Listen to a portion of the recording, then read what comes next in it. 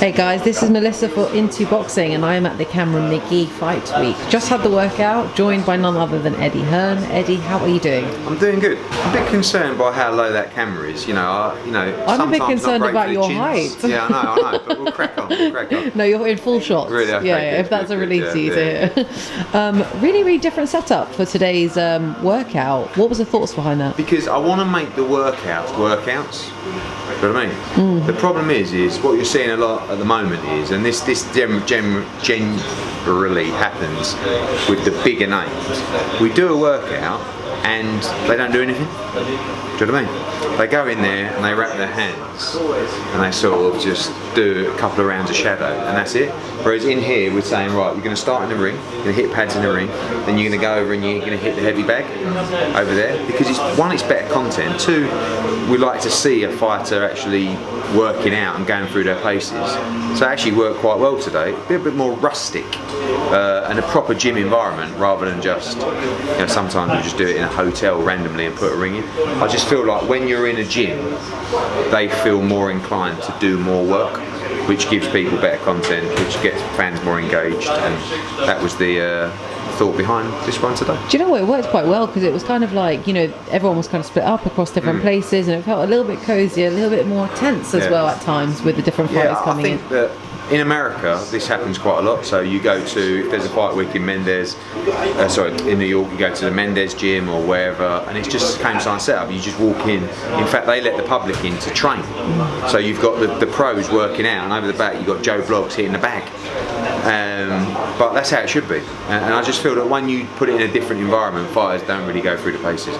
Like when we went to the O2 for the Usyk, which was all right, I don't know if you were there, but like literally, I know it was AJ and Usyk, but it was like, okay, is that alright? Whereas if they see bags and there's speed balls and stuff like that, it's different. Different motivation, perhaps. Yeah, well, they want to train. They want to hit the bag. So yeah, it worked well.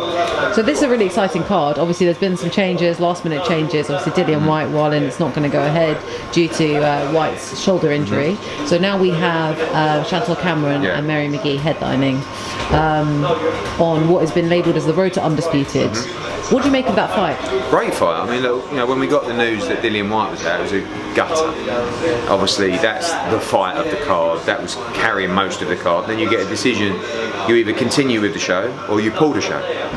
If you continue with the show, you get loads of stick that, it hasn't got White Wilding on anymore.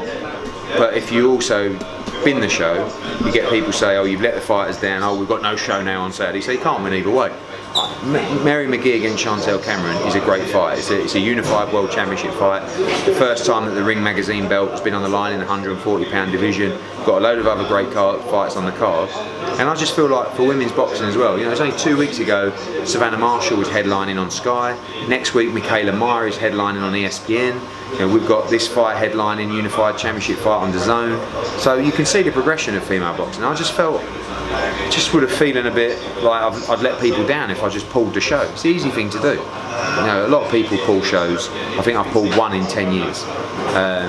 I'd much rather go ahead with the show, give people the opportunity, and I think even from what you're seeing here today, people are up for this. This is a big occasion for them, especially for Chantal headlining, but other people at the O2, and I'm looking forward to a good night of boxing. I mean, regardless of whether Dillian Whyte's on the card or not, there's like some really big names and some really good fights on the card. Yeah, for sure. I mean, the one to look out for particularly is Castaneda against Kamari. That's on at 7.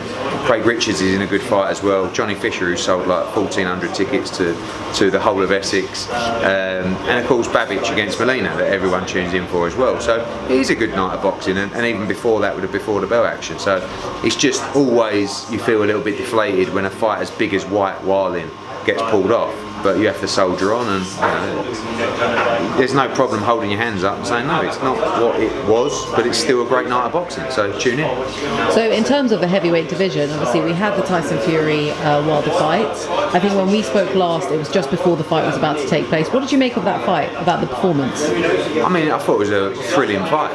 you know, I got criticised because I said technically it wasn't great. It wasn't. I think both of them will admit that, but it doesn't matter because it was so fun to watch. You know, you got Wilder couldn't stand up after 3 rounds, looked like he was finished, then he knocks Fury down, he scrambles up, and he did brilliant to come through. So those kind of fights are brilliant for boxing because fight fans or casual fight fans, everybody was engaged, everybody loved it. So that was a big shot in the arm, obviously for the heavyweight division, for boxing in general, and I thought it was a great fight. So in terms of who Tyson Fury will face next, you know, obviously we had the WBC, I believe, say that he was going to fight Dillian Whyte should Dillian be successful against Wallin. Now Dillian Whyte is not facing Wallin. What's the kind of landscape? Well, the order for that is that he would fight the interim world champion, which is Dillian Whyte. Obviously, he can't fight Otto Wallin because of injury, but he is the interim champion. So they will order that fight. I expect them to do that at their convention coming up. And that's who we expect Tyson Fury to fight next. I think it's a brilliant fight. Fury's profile is bigger than it's ever been. Dillian Whyte's very popular. It's a stadium fight in the UK. And hopefully we can get that made early next year. Very fan-friendly fight that would Exactly, be. yeah. And a great build-up as well. 100%. So sticking on the topic of heavyweights, obviously yesterday we saw the interview coming out with Kugan Cassius and AJ. Really in-depth, really informative. What do you make of the statement that AJ made in the interview saying that he's kind of discarding with the sweet science of boxing and now it's all about the war?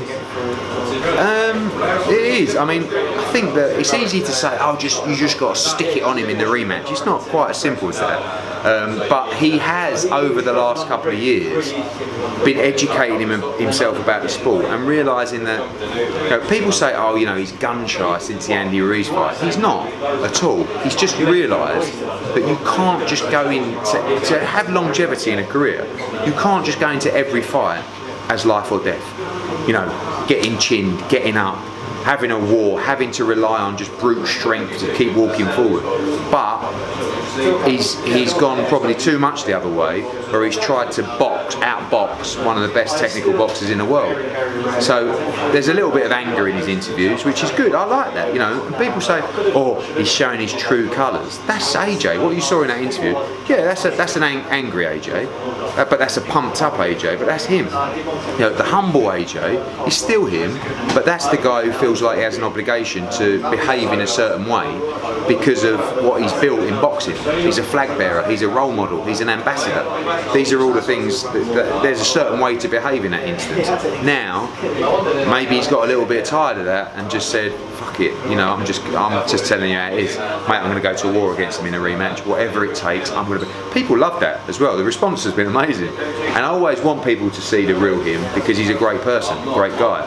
But he's also a winner, he's motivated. The trip to America wasn't necessarily about interviewing trainers, it was about working, it was about learning, it was about improving, it was about looking at different environments and ways to get it right in the rematch. So I like the interview, I like his mindset, he's everything that he's doing now is just building towards trying to win that rematch, and it's a must-win fight.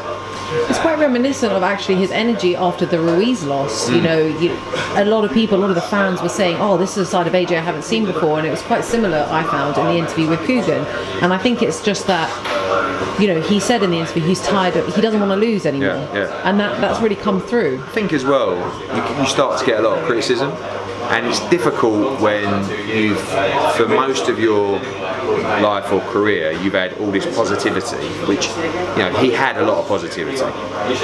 And then once you get to the top, you get some negativity. But once you get beat or suffer an L, you get loads of negativity, people piling in, and that's how it is. And I think he probably just thought to himself, like, almost like, I'm not going to listen to opinions because, you know, they love me when I'm up, they hate me when I'm down, so what am I getting? And I think now, after having another loss, it's the same thing, isn't it? Loads of criticism. And when he lost to Andy Ruiz, everyone said, it's just been stopped, he shouldn't take his rematch. You know, he needs to rebuild, get his confidence back. And he went out, he took the immediate rematch, he won every round. Same again now. No, he shouldn't have rematch Usyk. And that's why I said, you know, about Bob Arum. Bob Arum, like, you can't win. If you don't take the rematch, you're a coward. And if you do take the rematch, you shouldn't take the rematch because, you know, you should do this instead. So there's no way he ain't taking the rematch. It's all he wants to do. That's all he's focused on. And why shouldn't he try and win back his world heavyweight titles? He should be applauded for that. You know, fans should say, good on him. good on you, go and win the fight. He said, nah, you're only going to lose again. Like, there's so much negativity, I can't stand it in this country, it drives me mad. But it's like, we don't champion our own. When you're in America, although boxing's nowhere near as big in America, like per person, it's like people just, they will each other on, and you get so much more out of life in that community, in that environment, if you just try and give positivity to other people. It's a mad country that we live in. It's like, the better you get or the higher you get up, the more they want to bring you down, you know? So I think that's why sometimes his mentality now is like, you just can't win. So fuck everybody, I'm just going to go and just kill this guy. That's what I'm going to do. I mean, it's classic British citizens, really, I know, isn't it? but I don't understand it. It's like, you know, the worst thing you could ever do is I just think that if you wish for someone's demise, it can only affect your own. You know, like that's just I'm a big believer in that sort of karma. You reap what you sow. Yeah, you do, but I don't understand it. Like, you should want, you know, especially a Brit. It's a bit like Bruno. When Bruno won the world heavyweight title, he became not unpopular, but his popularity dipped. Now you got a guy who was like, he was an icon for British sport, and then all of a sudden he won the world heavyweight title. He's like, oh, he's won the world heavyweight title. You know, Tim Henman. You know, all of a sudden, like Andy Murray, like, you know, they're just, oh, he's won. You know, if you're actually any good, they like you to be not quite good enough, a good try. You know what I mean? So yeah. It's quite interesting, isn't it? So lastly, can we just get some clarification on the Florian Marku situation? Obviously, he's fighting on the Boxer show, Boxer Sky Sports. I checked his bio earlier today, and he's got no one listed there. What's your stance? What is the stance? He's got a fight that he has to. You know, when he came over and had a couple of fights with us, S-Jam told us, look, he still has a fight remaining on his Sky contract. No, sorry, it wasn't even Sky contract time, Boxer contract. I said no problem. So they've called that fight in. I think he's just fighting a small fight, an 8-rounder or something like that. And then we'll have a chat. We were only going fight by fight with him anyway. We'd love to work with him. Obviously, with a global platform, we can do shows in Albania and stuff like that, which is, I think, the future for Florian Marku. So we'll let him have his fight on November 20th and then see. I think that I used to be quite obsessed with sort of building a stable and don't let anyone else have him, and we've got to get all the fighters. But actually it's about putting together the best schedule. So sometimes you can work with another promoter to put a good fight together on your platform. You want to have the best platform of fighters, of course you do. But if Florian Marku's fight by fight, or if he wants to sign a long-term deal with us, then great, we'd be happy to do that. And like I said, with a global platform, I feel like we could do a big show or big shows with him in Albania, and that's where he is a huge star out there. Thank you so much for your time, Eddie. No problem. Good to see you.